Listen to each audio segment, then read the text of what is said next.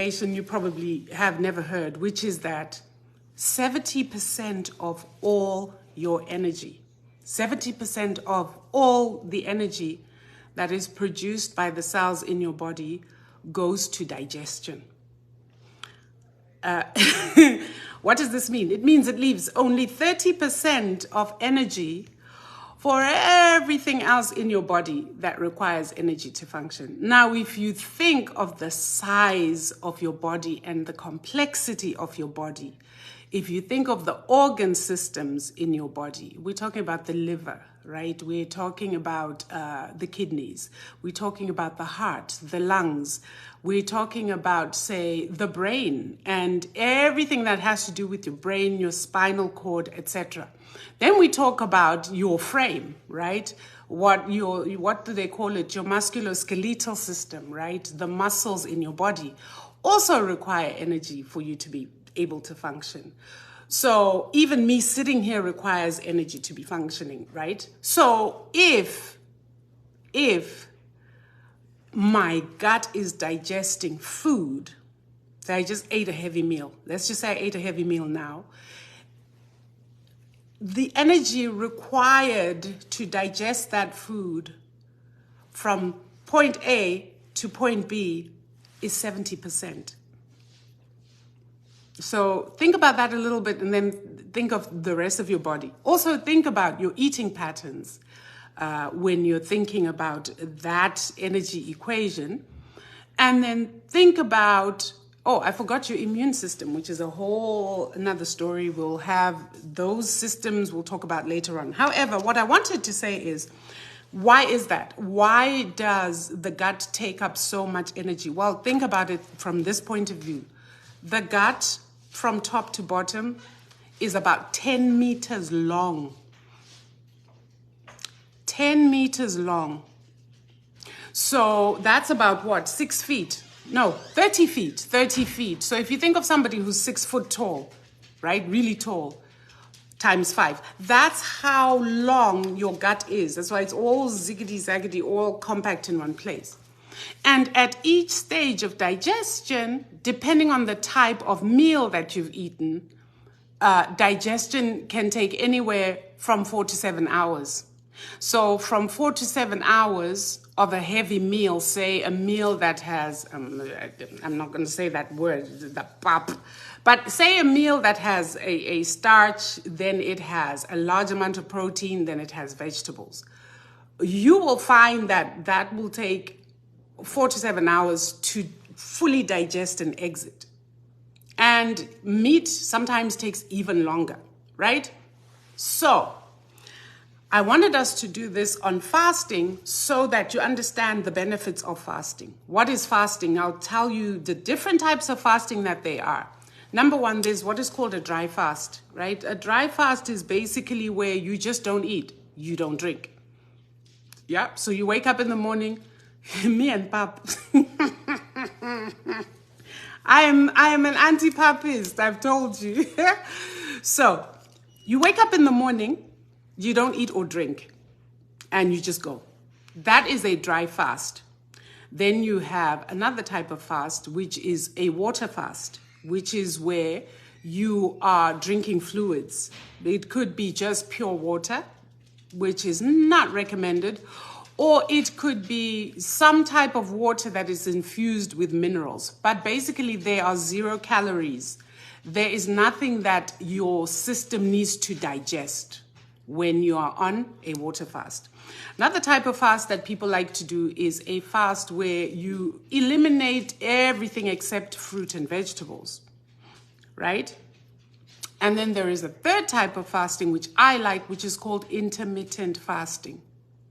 Now, all those types of fasts have their benefits, they have their pros and cons. And before you start any kind of fasting regimen, you really have to know what your goal is with the fast that you are doing, right? There are some medically recommended fasts for people who have some type of chronic illness, and the fasting will assist, and a doctor would recommend what type of fast and how to do it. There are people who are fasting because they want to lose weight. That is where the intermittent fasting comes in very strong, because intermittent fasting is actually very easy to do. Then there is, the fruits and vegetable fast for people who perhaps are trying to just alkalize their body. What does that mean? Our body should be always, as 9 ether beings, as melanated people, our body is always supposed to be in an alkaline state. When our body is in an alkaline state, what does that mean? Say, for example, I took some lymphatic fluid, which is like the fluid that's in your body, and I tested it, and it turned out to be acidic. What that means is that I am very, very much at risk for different types of diseases. Because at the basis of all disease is this thing that is called inflammation. What is inflammation? I will explain that later. But so I've given you the different types of fasting, and I've also recommended that you must know why it is or what it is you're trying to achieve with your fast, right? So dry fast is something that I would literally only recommend for a day, because even fasting for a day has magnificent health benefits. Why? Number one, when you stop putting food into your body, you give your digestive system an opportunity to rest. So it's not working. Therefore, if it's resting, it does not require 70% of all your energy. That means when you're fasting, you have 100% energy production available for all the organ organ systems of your body. So what you will find happening is that you detox naturally when you fast, because your body has energy to do other things it can't normally do when you're consuming food. For example, your immune system. When you're fasting, your immune system becomes optimized. What does that mean? Your immune system literally, it's like it wakes up and goes, whoa, we can get to work. Why is your immune system so important? People think of immune system when it comes to bacteria and viruses and colds and flu and this kind of thing. Your immune system is way more important than just that, because in the absence of all those things, your immune system has different types of cells in there that do different things. The one I can tell you of right now is there are cells called macrophages. Macrophages, what does that mean? Phagy is to feed. These cells literally will go around your body. They're like a monitoring system around your body, searching and finding cells that are growing abnormally. Any cells that are growing abnormally, any cells that are dying, any cells that aren't dividing properly, which is growing abnormally, these cells will eat them. So it goes around your whole body from top to bottom, searching out for these cells that are growing aberrantly, and will take them. Why is this important? Well, we know that cancer cells, right, are cells that are what? Cancer cells are cells that are growing abnormally. So when you fast, you literally optimize your immune system to become an anti-cancer, anti-disease agent. I say agent because it literally goes, these cells go throughout your body and they... Now, you have immune cells in different parts of your body. You have them under your arms. You have them in your groin. And so once you stop eating and there's all this energy around, the autophages go out from these various places to your different organ systems, to your brain, to every part of you, and remove dead and dying cells and remove cells that are growing abnormally. So that's one important thing. The second thing is when you are fasting, you reduce inflammation in the body. Now, what is inflammation? Inflammation is a precursor for all disease. Inflammation is, I don't know how to describe it, say, for example, you burn yourself, right? Or say, for example, you have an insect bite and it itches and you're scratching it. That area we call it an inflamed area because it's reddish. So literally, if you can use your imagination to imagine that you have this body, and within your body is this area of red, all around your organs, all around your cells. That inflammation is caused actually by your own body's response to things not being okay. So, for example, all the toxins that we consume cause inflammation. Secondly, what else? So toxins cause inflammation within the body, right? We have sugar. Sugar is the worst inflammatory agent that there is. Sugar is poison, you guys. And so if you are a consumer of sugar, you probably 90 to 100% you have inflammation in your body, meaning to say that you are at risk for disease, right? Inflammation weakens even your immune system because sugar is a respecter of no organ. So all your organ systems are inflamed when you consume sugar. So when you are fasting, you're not consuming sugar. In fact, you're not consuming anything. What tends to happen is inflammation goes down. And when inflammation goes down, your organs, you are healthier. Right? That's another reason that it's important to fast. Another reason to fast is with the reduction of inflammation, people don't realize this, but obesity and being fat is another sign that your body is inflamed. Obesity and being fat is another sign that your body is in an unhealthy and unbalanced state. So when you fast and inflammation reduces, the beautiful, for many people, side effect of that is you lose body fat. When you lose body fat, guess what? You are detoxing. Let me make it make sense. How are you detoxing? A lot of people don't know that the toxins that we're consuming with food, the toxins that are in our water, are fat soluble, meaning that most times when you are fat or bloated, fat cells usually absorb a lot of water as well. So if you're inflamed, you eat a lot of carbs, you tend to hold a lot of water, you're puffy. So on top of the weight that you have, you are puffy. That's because the adipose cells, your fat cells, tend to hold on to water. So then what happens is the toxins that are fat soluble are stored in the fat. Why? Right? Why? Because the fat, the body is so beautiful, guys. This fat is produced to keep these toxins trapped outside of your organs. That's why you get a fatty liver when you're fat or when you have too many toxins. So that it's a casing that's going to protect the inner cells of the liver so that the liver can function. But having a fatty liver is one of the signs that you need help. It's one of the signs that your body and your organs are in distress. There is actually a test for fatty liver. There's certain enzymes that you can test in a lab.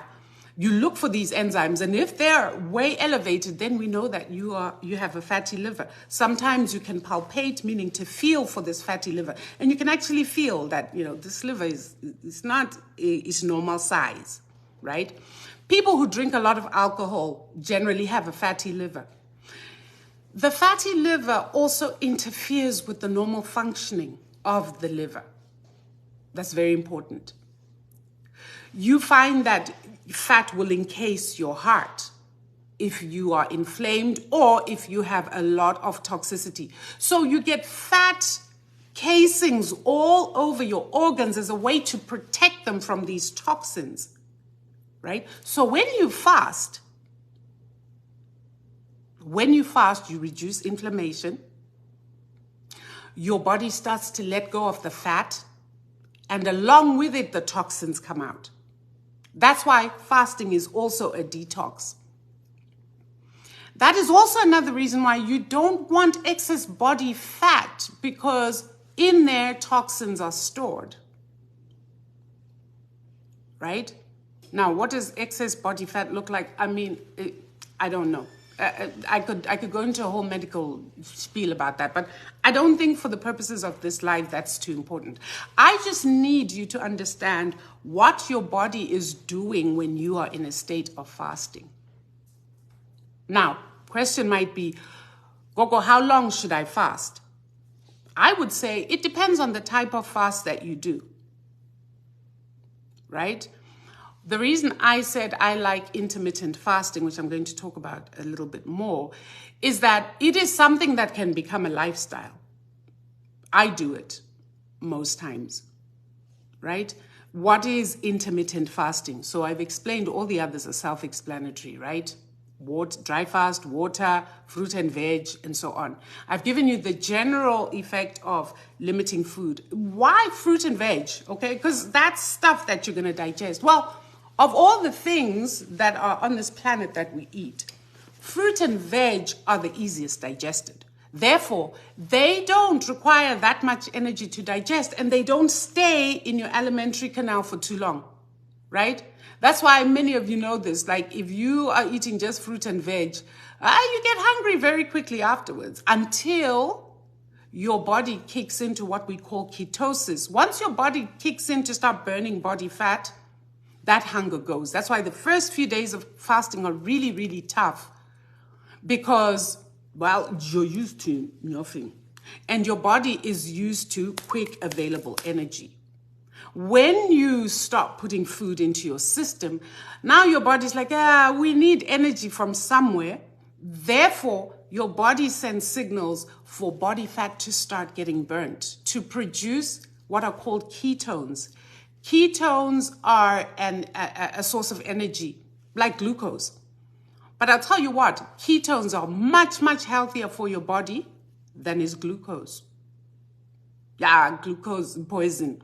But ketones, apart from just being a source of energy, are also a nutrient source for your brain. Your brain is nothing but fat. And so your brain loves ketones. Ketones are healing.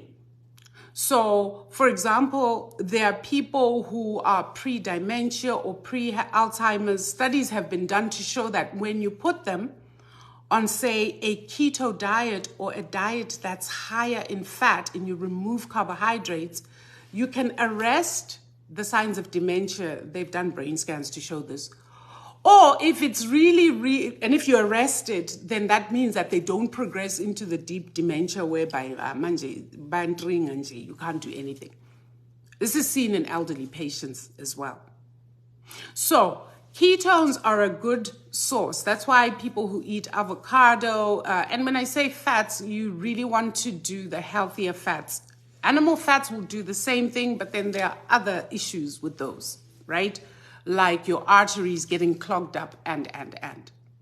So, yes, fruits and vegetables are great for those who can maintain a fruit and vegetable fast. That's fantastic. You will still reap the health benefits of fasting as well. But if you are doing fruits and vegetable and there is no fat in there, you cannot do this for a prolonged period of time, number one. Number two, if there is no protein in your fruits and vegetable fast, you cannot do it for a prolonged period of time, because then your muscles start to break down. So will you lose the weight? Yes, you'll probably lose the weight. Will you lose the toxicity? Yes, you will lose that, but you'll also lose muscle. And when we talk about muscle, what are we talking about? The heart is a muscle, right? It's a pump.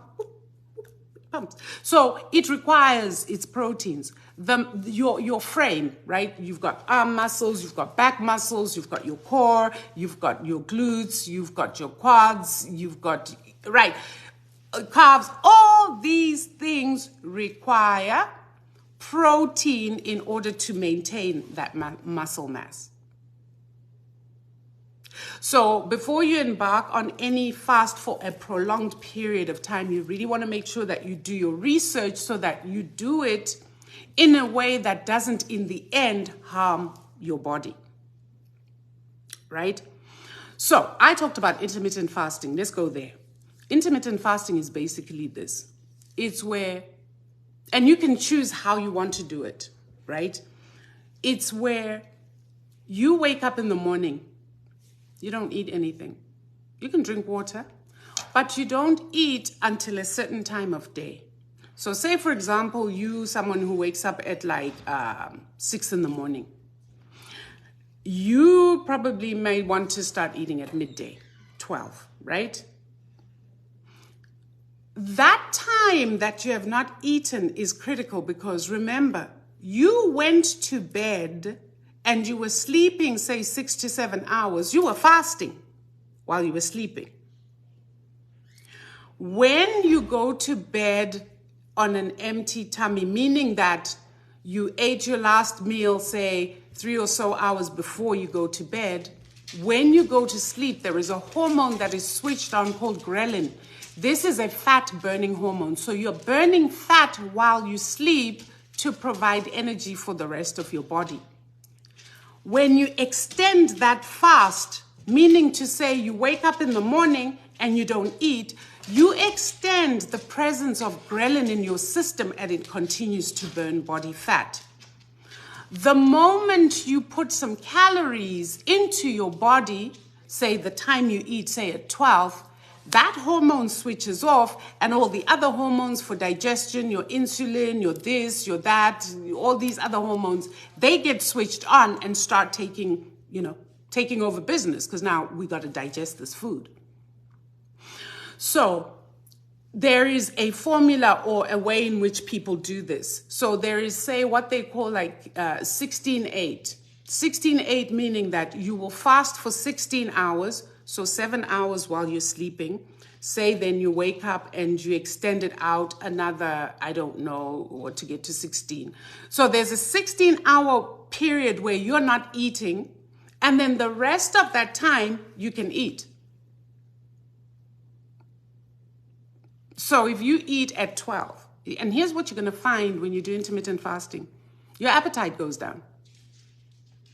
Your appetite goes down so you can be more conscious about how you eat. People always think that if you intermittent fast, yes, 12-12 is another one. I tend to be extreme. So there was a time I was doing 18-4. Yeah. So here's the thing. So you need to then be aware of what you're eating because your time of eating is very limited. So you want to make sure that your meals are nutritious. You want to make sure that your meals have everything that you need. One important thing for me is I always have to have a healthy fat. So at this time, for example, I'm doing 16-8. So I am literally carb free. So what I'm doing is 16-8 where I have protein and I have a healthy fat. And my go-to healthy fat is avocado. I do love me some avocado. But I find that, so in the end, I'm literally just eating one very satisfying meal a day and I'm full. I don't get hungry. I don't miss food. I don't think about food, right? This is one way in which you can get your body back into balance and shed excess fat, also meaning that you are getting rid of toxins that are trapped in the fat. What tends to happen? Your skin clears. Your brain function increases. You're very sharp. Why? Because the ketones feed your brain. So now you've got a steady diet of ketones feeding your brain. You're shedding off all this body fat. And here's what you're shedding: body fat, not muscle. So a lot of people who do follow this type of intermittent fasting and combine it, say, with what we call a ketogenic diet, tend to be very lean, but also very toned. So there's a tip for you, right?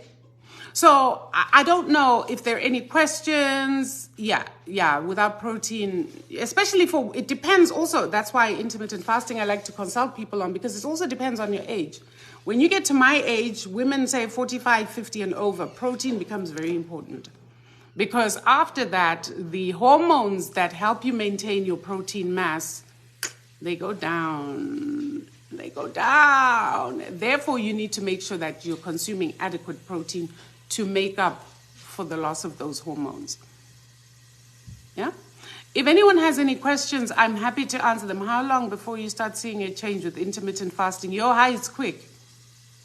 It's really, really fast. It also depends where you're starting. So if you're starting at high body fat, you're going to see rapid results very quickly. When I used to coach people through this, I mean, we'd see phenomenal things. 17 pounds down a week. But that's that initial whoosh of first and foremost, you're shocking your body. You're doing something that your body was not prepared for. Because remember, the body is a system. It habituates to your eating habits. So then suddenly you switch up on it and you change. Sorry, guys. Sorry. Can you still hear me? Just give me some thumbs up if you can still hear me. Somebody tried to call me. So, guys, just signal. Yeah, okay, so good. You can still hear me. So that initial shock to the body, shock to your metabolism and your system, literally means that your body is like a deer caught in the headlights, and it just ratchets up everything, fat burning hormones, this, and you lose a lot initially. And then it stabilizes to, depending on your body, also depending on your metabolic rate, it stabilizes to a certain amount of weight loss per week that you can track. I don't like scales personally. I think the scale is a very debilitating and very, in fact, throw away your scale. Use your clothes. Use your clothes. Use how you feel. Your clothes will usually tell you what's going on. You know, they're either falling off your body or they're getting tighter and tighter. It reminds me of a joke somebody tells all the time and says, no, I'm not getting bigger.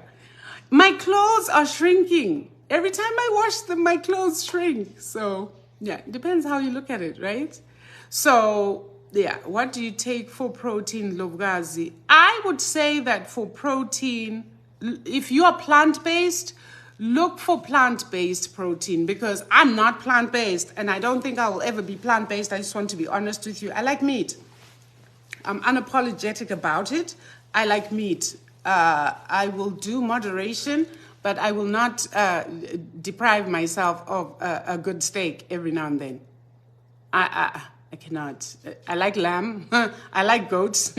Yes, I like chicken. And I do know that there are people who are purists about this, especially as 9 ether beings. I mean, I know people who are like, we are plant-based, and that's that, because this is what feeds the 9 ether beings. And yes, it's true. But again, I make the choice, the conscious choice to consume meat. So if you're plant-based, please look for plants that are high in protein always. Those are the plants that you can incorporate into your diet. And if you're plant-based, you really need to do your research, because you need to make sure you're getting adequate protein. The other thing you also need to make sure with the different fasts is, please make sure that you're always maintaining your minerals. What are your minerals?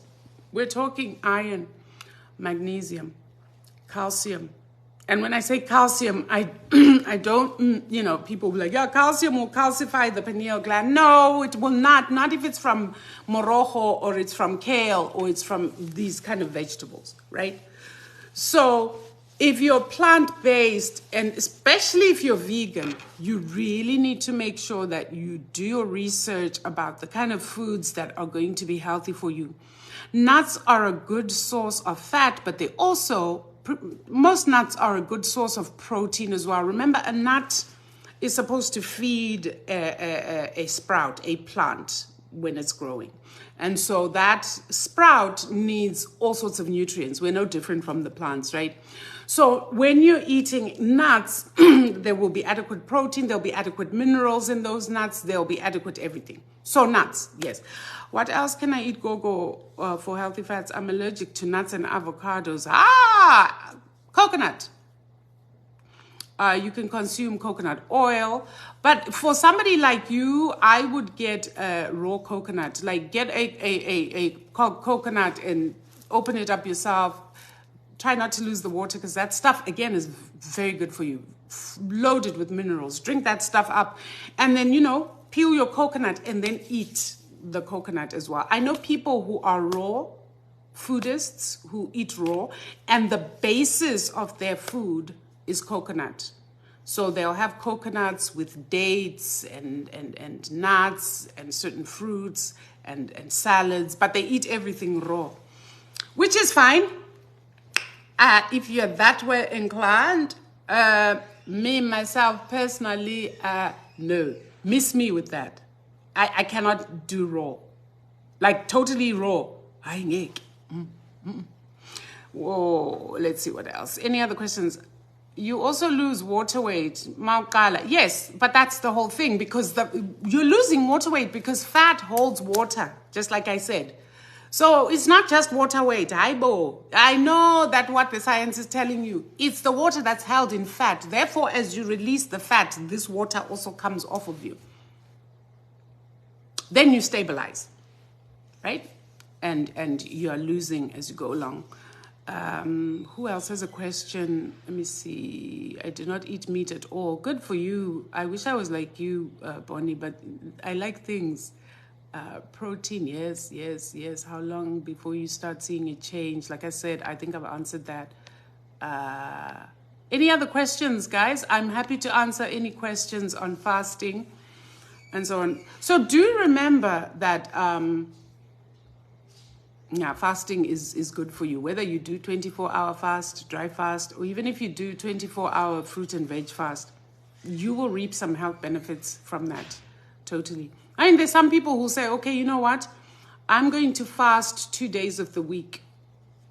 Bravo. You will reap the benefits of that fasting for those, the health benefits. May not see much weight change, but if that's not your goal, and it's not everybody's goal to lose weight. If that's not your goal, fast maybe 2 times a week. I would also recommend that you start slow. Don't do like me. I'm an all or nothing. I'm an extremist in all things. So me, if I make up my mind I'm going to do something, I jump in. And then we see later. But it's not for everybody because then you won't maintain it. You can start really, really slow, especially for people who are addicted to sugar. Sugar is an addiction, guys. And there are a lot of people who are not able to go cold turkey with it. There are a lot of people who are not able to say, okay, you know what, I'm done with pap, I'm not touching it again. I know people who are like that. But then go easy on yourself, right? You want to do things in a manner that is sustainable. Because in all of these things that we're doing, consistency is everything, right? So if you go in whole hog and then you start getting headaches and you start feeling queasy, you are likely to go, "Ish, man, I'm not feeling okay. Maybe if I eat a sweet." So you've reverted. Or, "Oh, I'm so hungry." And then you go and you raid the pantry. You eat all the Doritos. You eat all the kids' snacks, all that nonsense. You've kind of sabotaged yourself. So you have to know yourself. But like I said, before you do anything with fasting, sit and decide, why are you doing this? Because then that'll determine, number one, which fast you do. Number two, how long you do it for. Right? So, any questions? I'm happy to answer. If we don't have any questions, then I may just go. So here's another thing about sugar for you guys. So sugar causes in the long term, sugar actually causes the degeneration of your brain cells. So remember I talked about Alzheimer's and I talked about dementia. Basically, those things are caused by the degeneration of your brain cells. That's why the memory loss, right, with dementia. That's why the disorientation, right? Because your brain cells are degenerated, and sugar actually plays a major role in that. So if you've been eating sugar all your life, chances are that when you get to a certain age, you will start seeing signs of dementia, because dementia doesn't just happen in one fell swoop. It's not like one day you wake up and, oh my God, you have dementia. It's a progressive disease. So then as you're consuming sugar, say for me, I'm 50, right? So if I've been consuming sugar all my life, by now, I'm probably have the precursor for dementia or something else, because a lot of my cells have been degenerated. So what that means is there'll come a point where, you start to see signs. Gogo. Did Gogo just repeat the same thing over and over again? Did she just greet me 10 times in a span of 30 minutes? Something is off. By that time, you start to see the signs of dementia. However, the precursor for it has been in there. Sugar's been eating away at your cells, because the inflammation that sugar does and causes to all cells in the body results in brain cells degenerate, and some of the other cells in your body suffer too, but differently. So I must stop sugar. That's my and that's okay. Here's a tip for those people who are vegetarian, who are plant-based, vegan. The tendency for people who are vegetarian or vegan to overdo the sugar is real. What do I mean? They overdo the fruits and the vegetables, and they therefore it kind of in so many ways defeats the purpose, right? Why is protein important other than being a building block for your body? Protein stabilizes insulin in your bloodstream. Therefore, you have less sugar cravings when you consume protein. You crave the sugars less. So when you remove protein from your diet, why do you crave sugar? Simple, because sugar is quick energy. So if you're eating and consuming things that pass through your body very quickly, you get hungry quickly, the first go-to that your brain thinks of is something that is sugary, not fatty, sugary. So be conscious of yourself as well. Consciousness is everything, guys. Consciousness is absolutely everything. Somebody says, wow, you look great, black don't crack. No, it's the ketones, baby. Ketones are also anti-aging.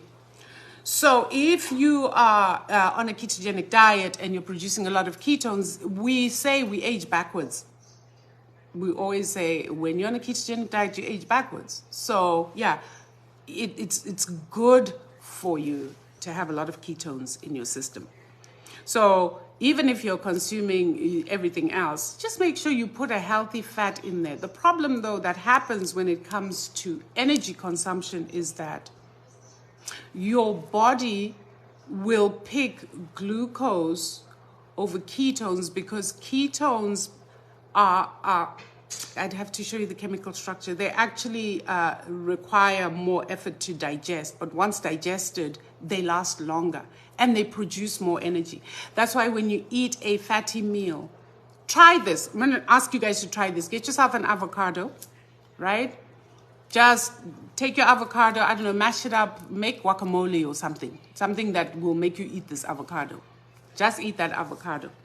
You will see that you are going to be so full for a longer period of time than if you took a piece of white bread and then you put a little bit of butter and you put a whole lot of jam and you take a cup of sugary tea and you drink that. Do that little experiment. After your sugary tea and your bread, you're probably going to be hungry in like 3 or so hours. After your avocado, mark my words, you're going to be hungry maybe at 6 hours. That's if that. And it's not that hunger that's like a sugar crush where you're like, I have a hole in my tummy, gotta eat. Then you go to the pantry and you're doing this. It's a hunger where you become conscious that, I'm hungry. Therefore, you can be sane about your food choices. I just want you to do that experiment, because actually for 1 gram of glucose, you get about, I think it's 17 kilojoules per gram of energy. For a gram of fat, you get 39 kilojoules per gram of energy. So that's why when you eat fatty meals, you consume less. And if you're eating slowly, you feel full. How many people have consumed a meal of oxtail? How much of that stuff can you literally eat? Like, nice stewed oxtail. Here's a recommendation if you like oxtail. I'm going to put it to you like this. When you get your oxtail and your pap or your mash, just leave your mash there for a while. Start eating your oxtail. 10 minutes into it, you're going to start to feel full. Therefore, you will be looking at that mash and then you don't eat it. That's one way of starting to wean yourself away from these starches. Potatoes aren't about us. Papa was never about us. These things are not food. Potatoes are better if you eat them with the skin. At least there's some minerals in the skin. But pap is not food. It's a binding agent. Starch. You guys, what do you do with starch? To stiffen your collars. I don't know if they do it nowadays. We don't anymore. But I know that our parents, whenever you were ironing the collars, you had to sprinkle starch water so that it's a binding agent and then it's stiff. Right? And one thing you know for sure, try eating pap by itself. Don't put any sauce, don't put anything, and see if you can eat it. Why? It's tasteless, it's bland. I know South Africans, you do your pap different. That's why. You guys, you put the herbs, you put the butter, you put the salt. That's why you like pap. Try eating pap by itself with nothing. You won't eat it. Not supposed to eat it. That's why it tastes like that. I'm an anti-papist. Down. Pap must fall. Let's go. This video reminded me to go back to intermittent fasting. Yeah, let me know how you do, because I'm doing it right now myself. Because, the struggle is real. I wasn't feeling healthy. I feel a lot better now for having started. Here's the other thing if you're going to do intermittent fasting for weight loss. And look, I'm preaching to myself here in this point. Sleep becomes very important. There's no point doing all this if you are going to stay wide awake, because that fat burning hormone only turns on when you are sleeping. So if you're not getting adequate sleep, you are probably sabotaging all your efforts. And I know that currently I'm sabotaging mine because I know I'm not getting adequate sleep. So everything is balanced, guys. Umqombothi wona. Wenze njani umqombothi? What about umqombothi? We're going ancestral. You're not drinking umqombothi every day, are you? Like, I don't understand that question. Or do you want to substitute your Black Label and your Savannah for umqombothi? Hey, no, I don't understand the question. Please clarify. I brew umqombothi around here maybe once every 2 or 3 months. So angazi ukuthi, are you drinking it every day? Yeah. Any other questions? I'm happy to answer questions on intermittent fasting. I'm happy to answer questions on fat loss. I'm happy to answer questions on the things. So, if there are no questions, I think I can bid you guys farewell. I don't see any other questions coming up. Anyone? Nope, I don't see any questions, guys. So I hope this has been helpful and useful. If you have further questions on this topic, please just make sure to ask them underneath this live. That way, when I come in, I can respond to your questions. Yeah. But thank you guys for coming. Please share, please share, please share. I'm sure there are a lot of people who can benefit from this. And yeah, I will see you guys next time. What should we talk about next time? I'm thinking, yeah, we've been on this digestive business for a minute. It's very important, right? But I think next live, let's talk about another huge organ that is on your body, not on your body. Let's talk about the skin. Because there are a few things that I know you guys don't know about skin that you need to know about skin. So until next time, Tanduzam, you want to talk about sleep. Okay, so what should we do? Talk about sleep first and then talk about, guys, I have so many recipes because in my former life, I used to be a health and wellness coach. And so, yeah, I have a bunch of recipes. I'll put them up. The only thing is, I mean, yeah, I'll have to vet them and see if they are 9-ether-friendly recipes. Because at the time I was doing this, I was just like, keto. Hair health, yes, we can talk about that. Yeah, most of us don't sleep. It's a problem. Sleep is really, really important, guys. I cannot emphasize enough. Sleep is important. From a spiritual perspective, sleep is important because really that is when you can get your visitations from beings that are, in other realms. That is also when you travel as well. Because when you're asleep, your spirit is not what's sleeping. Your spirit never sleeps, right? You're an energy. So you're always, 24/7, 365 days. But the body requires sleep. That's what gets tired. So when you sleep, your spirit is still active.